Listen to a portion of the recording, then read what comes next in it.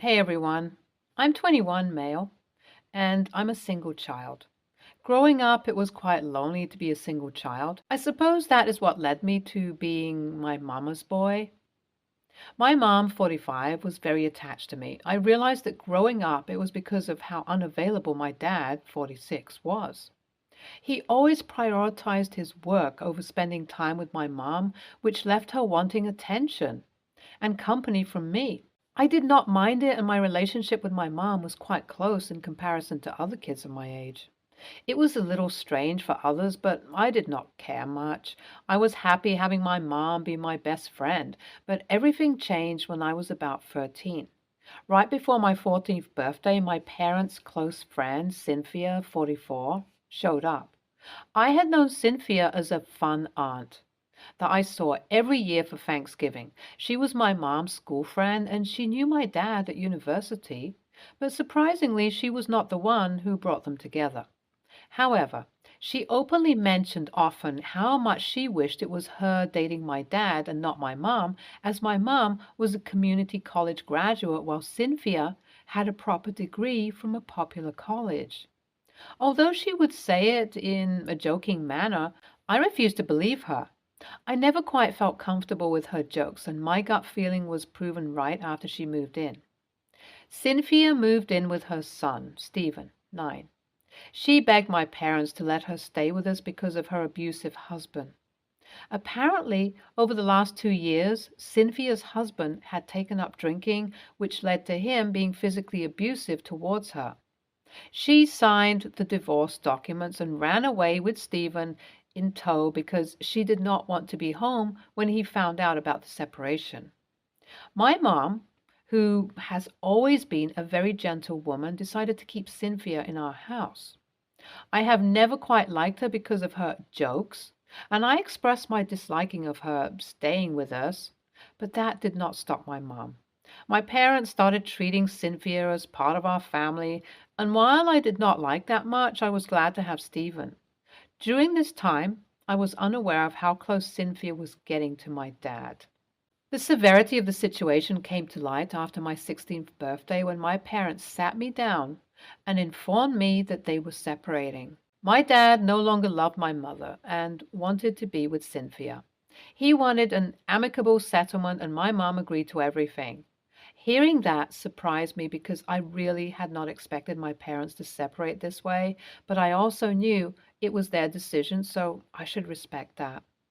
Dad said that mom was going to shift to his second house because my mom no longer wanted to stay here, and I was free to choose who I wanted to stay with as I was 16 and would soon be going off to college, etc.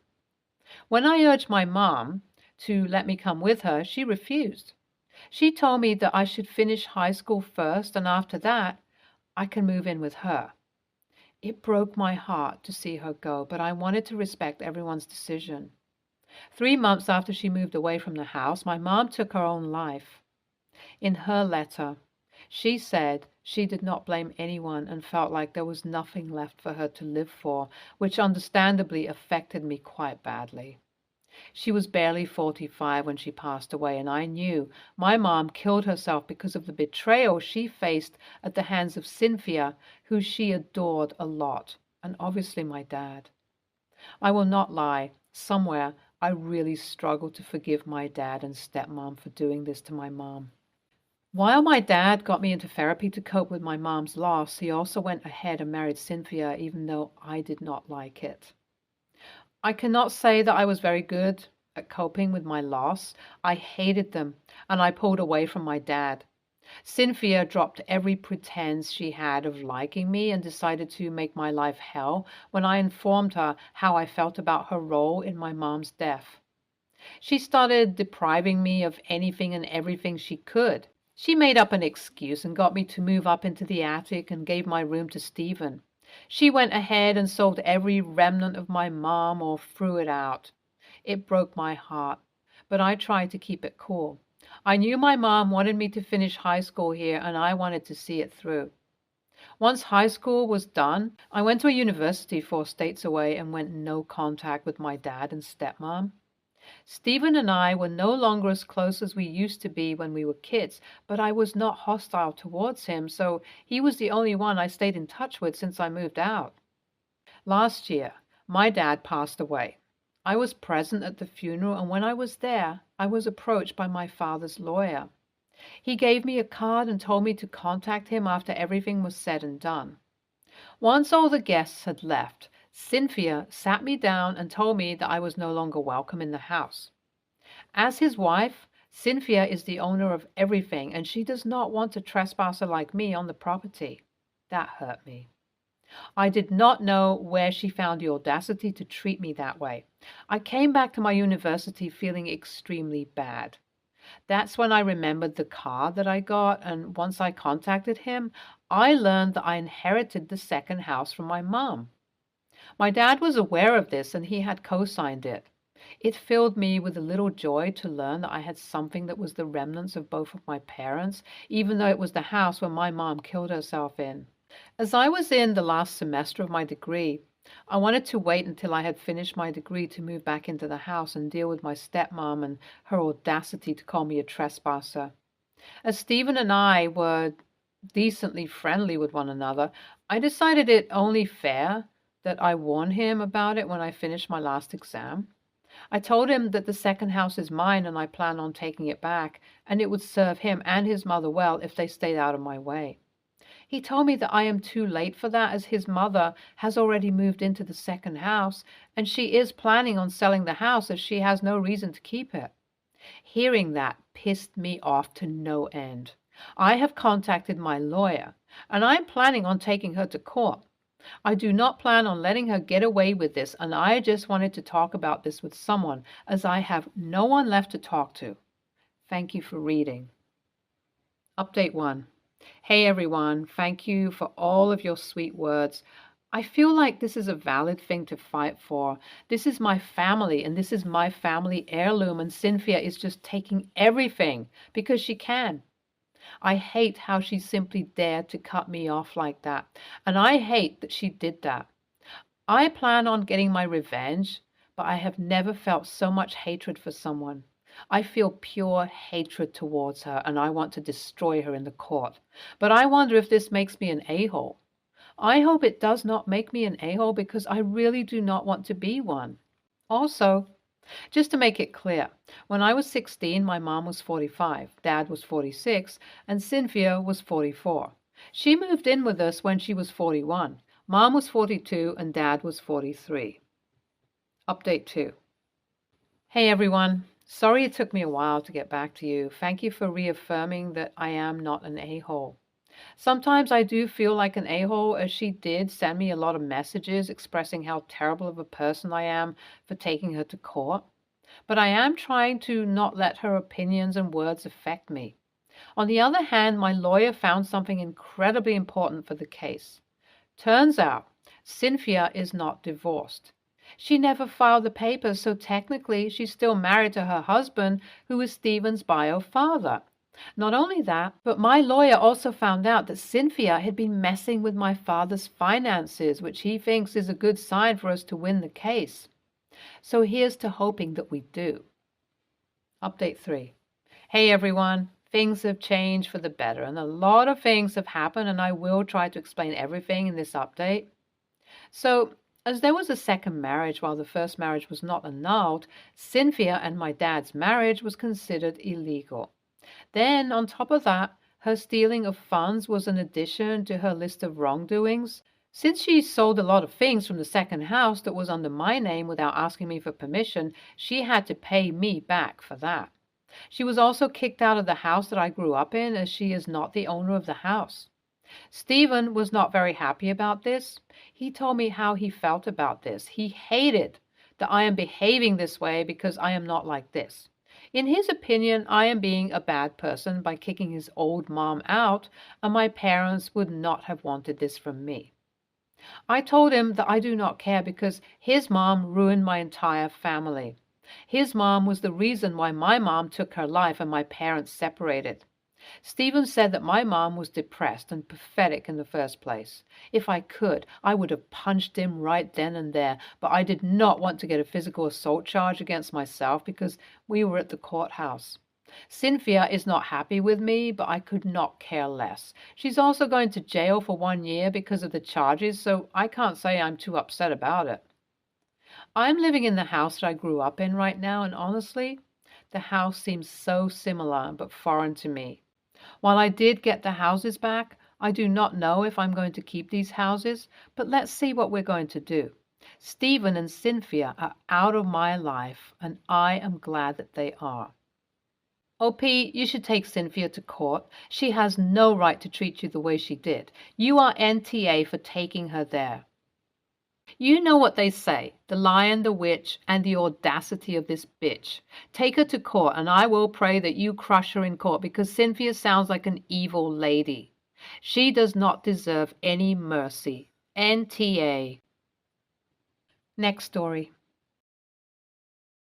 I, 26, female, have been married for 4 years. I've always wanted a big family with a lot of children.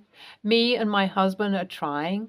My sister, female 23, is vehemently child-free. She's made it clear to both our parents that she never wants children and is considering getting sterilized. Whenever we discuss having children, it always turns into some sort of debate. I mention how having children can be a good and great thing, and to retaliate, she always brings up the negatives about having children, constantly saying it's horrible and tiring and why it just won't be good for her. She also keeps mentioning how her parents regret it almost as if she's expecting me to do the same. It turns into a fight, and we stop speaking to each other for a few days.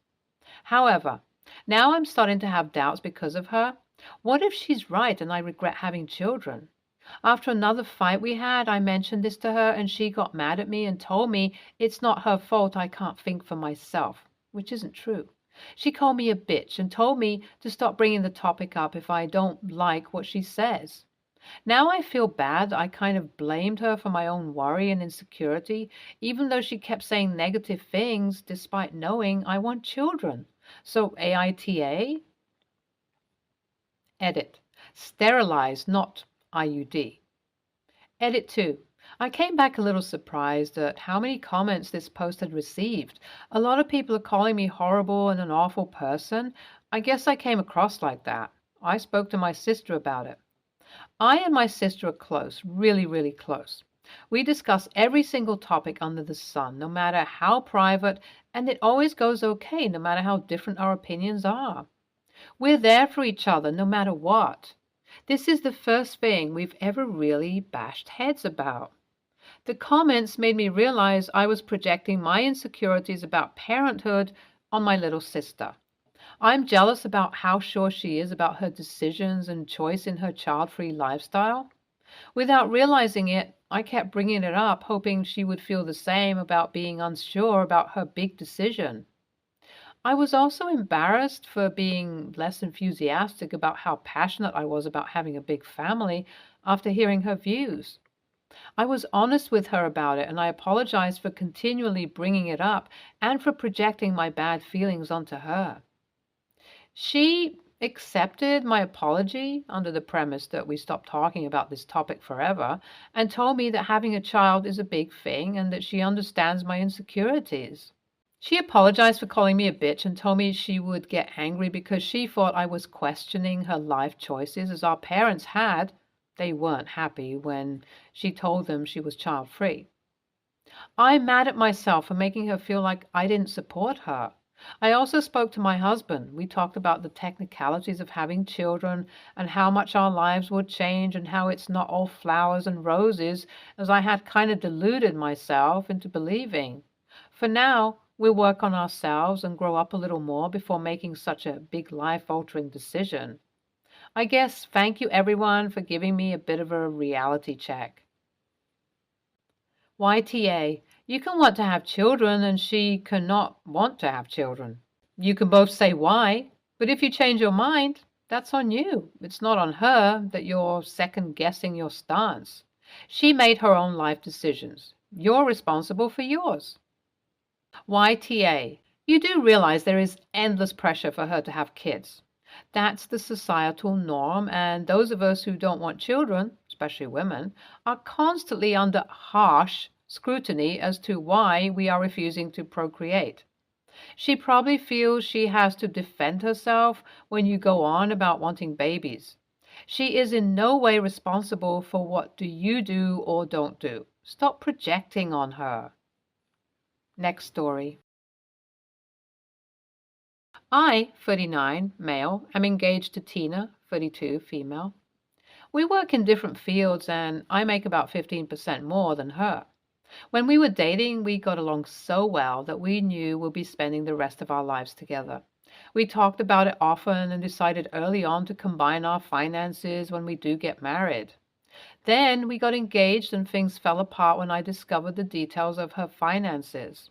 I've always lived a frugal life. I wear ordinary clothes and drive ordinary cars. Tina has always dressed better and drove better cars. It's been a running joke in our friend group that she's marrying down. I've always laughed and didn't mind better. She looks amazing, like she just stepped out of a magazine cover. Now that we're engaged, we went through our financials in detail. I don't want to go into too much detail, so I'll be brief. The money that I don't spend, I invest. My assets and investments are roughly 20 times of hers, and she owes about $50,000 spread over several cards and $75,000 on her new electric car. If she cashed out her investments and retirement, she still wouldn't have enough to pay off her debt. I was shocked into silence. I don't make that much more than her, so I always figured our asset levels are close. I never imagined there would be such a wide gap, and that doesn't even include her debt. After thinking about it for weeks, I finally told Tina the other day that I want to keep our finances separate until she pays off her debt. I don't want to say I do and immediately take on $125,000 in debt, if I'm being honest. I'm also thinking about talking to an attorney about the pros and cons of a prenup. I didn't tell her about the attorney part because she blew up at me for going back on our merging agreement. She argued that we always talked about joining our lives and sharing everything, and now I'm having doubts. I told her I have no doubts about spending the rest of my life with her. I just don't want to take on so much debt. AITA for changing my mind? Absolutely NTA. You have information now that you didn't then. And the decision to not combine finances immediately is not only a self-preservation process, but also a decision that protects your mental and financial well-being and in turn the health of your future marriage. I would absolutely recommend that you speak with an attorney. I would also recommend being totally transparent with her about it and maybe offering to help her with getting her finances under control and counseling her on debt management and living within her means. She's probably taking this as an attack. That's the best intentions assumption. Worst case is that she was hoping to merge finances and debt burden and benefit from your fiscal responsibility to alleviate her debt. I wouldn't suggest assuming that necessarily, but I think your instincts are correct that you should proceed cautiously until she's proven she can act responsibly with the money she expects to share and spend with you. NTA and don't get married. Even with a prenup, the marriage is always going to be lopsided. There is no way this doesn't drag on the relationship long term. And if it lasts that long, come to an apocalyptic meltdown as they reach retirement age and only one of them can actually afford to do so. Only OP will be able to contribute to a future house. To home maintenance, to emergency funds, to vacations, etc. And every one of those things will be laden with resentment. He will carry extra weight, even assuming the girlfriend puts in the effort to pay off the debt. Prenup won't save him here. This is DOA, type of financial incompatibility. NTA, she must have known the position she was in and chose not to share that info. Even in a general, I have a decent chunk of debt I'm paying off sense, when first discussing future financials.